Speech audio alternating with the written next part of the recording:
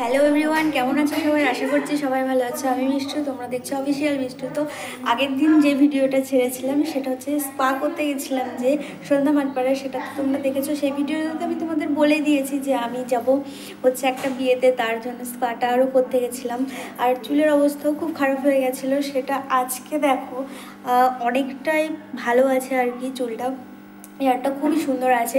তো চলো, আজকে একটা জিনিস হচ্ছে কি, যে এটা আমি কোনো ট্রেন জার্নি আজকে হবে না, আজকে হবে শুধু বাস জার্নি। যে আমাদের এই যে গ্রামে আমাদের যে চাপড়া আর কি, ওখানে আমাদের এখান থেকে যেতে গেলে ওখানে মিনিমাম 40 মিনিট মতো লাগে। তো এখান থেকে যাব 40 মিনিট, ওখান থেকে আবার করিমপুরের বাসে উঠবো, সেই বাসে আবার লাগবে নাকি 2 ঘন্টা। তো চলো আজ দেখা যাক কীভাবে বাস জার্নিটা হয়। তো কি করব না করব সবটাই তোমাদের সাথে শেয়ার করবো। তো চলো, হেয়ারটা ভেজা, তার জন্য আমি চুল বাঁধতে পারিনি, পিছনে শুধু একটা গাড়া দিয়েছি, আর কিছু দিতে পারিনি। থেকে বড় কথা, কে কে যাব? আমি যাচ্ছি, দাদা যেহেতু আগের দিন চলে গেছে, সে ভিডিওটা আমি তোমাদের সাথে দিতে পারিনি। আজকে যাচ্ছি, আমি যাচ্ছি, মা যাচ্ছি আর বাবা যাচ্ছি। এখন কেউ রেডি হয়নি, শুধু আমি একা রেডি হয়েছি। বাবা এখনও স্নান করছে, বাবা দেখা যাক কতক্ষণ লাগে স্নান করতে। তো মা ওখানে কার সাথে একটা হয়তো কথা বলছে। তো চলো ছেড়ে দাও। তো আমি তো এখনও পুরো রেডি হয়ে গেছি, শুধু দুটো খাবো তাহলে কমপ্লিট হয়ে যাবে। আর সব থেকে বড়ো কথা, আমার দিদা এসেছে। আমি যে দিদা এসেছে, যেহেতু দিদা একা বাড়িতে থাকবে, হচ্ছে আমি যে বলেছিলাম যে আমি থাকবো বাড়িতে, কিন্তু বাবা বললো তো থাকতে হবে না, তুই আমাদের সাথে চল, কারণ অনেক দিন লাগতে পারে। আজকে যেহেতু যাচ্ছি, আজকে সানডে মানে রবিবার, তো রবিবার কালকে যেহেতু বিয়ে আছে, তো রবিবার সোমবার মঙ্গলবার আসার বিকেল, তো 2 দিন হয়ে যাচ্ছে। তার জন্য দুদিন আবার বেলা পেরিয়ে যাবে, জানি না কখন বাড়ি আসবো। সবটাই তোমাদের সাথে শেয়ার করব, দেখতে থাকবে। আর আমাকে কেমন লাগছে অবশ্যই কমেন্ট করে জানিও। ওদিকে বাবা স্নান করছে, জানি না কখন স্নান করা শেষ হবে।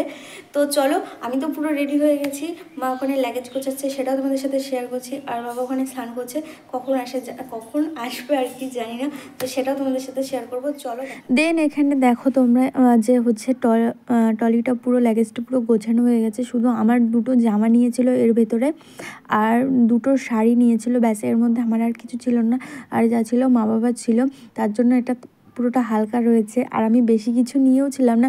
আর এদিকে দেখো বাসের মধ্যে খাবো বলে শসা, ছুরি আর কটা পেয়ারা নিয়েছিলাম। দেন মা এখানে বেদানা ছাড়াতে বসে পড়েছিল।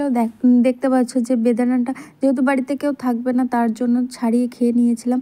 তো তারপর ওখানে আমি দুটো ভাত খেয়ে নিয়েছিলাম, তারপর মা বাবাকেও দেখিয়ে দিলাম। আর আমি মা যে বেদানাগুলো ছাড়িয়ে রেখেছিল, সেগুলো আমি আর আমার একটু পুচকি বোনটা খেয়ে নিয়েছিলাম। তো তারপর বাস চলে এসেছিলো আমাদের গন্তব্যস্থলে যাওয়ার জন্য, কিন্তু পুরোটা না, অর্ধেক রাস্তা পর্যন্ত। তারপর ওকে টাটা করে বেরিয়ে চলে এসেছিলাম। দুর্ভাগ্যবশত আমার পাশে কেউ ছিল না। মা আর বাবা সামনের দিকে বসেছিল, আমি পিছনের দিকে বসেছিলাম। দেখো চাপড়াতে প্রায় চলে এসেছি। এবার বাস থেকে নেমে দ্বিতীয় বাসে উঠবো। আর দ্বিতীয় বাসের ভিড়টা একবার দেখো, কোনো জায়গায় সিট নেই। 1.5 ঘন্টা দাঁড়িয়ে থাকার পর একটা সিট পেয়েছি, তাও সামনে। তো সেখানেই বসে পড়েছিলাম। তো তারপর নেমে পড়েছিলাম। ক্যামেরাটা একটু উল্টো হয়ে গেছে, তোমরা একটু মানিয়ে দেখে নিও। তো দেখো এদিকে বাবা যাচ্ছে, আর আমাদের অবস্থাটা একবার দেখো। অবস্থাটা কি ছিল? আর অবস্থাটা, চুলের অবস্থা, মুখের অবস্থা প্রচুর খারাপ হয়ে গেছিলো। আর আমার ব্যাগটা প্রচুর ভারী ছিল। দেন বাস থেকে নেমে আবার টোটোতে উঠতে হবে। দেখো টোটোতে তো উঠে তো মা পড়লো, এবার আমিও পড়ে নেব। আর এখান থেকে দেখো মিনিট লাগে, প্রায় 40 থেকে 50 মিনিট লাগবে এই টোটোতে যেতে।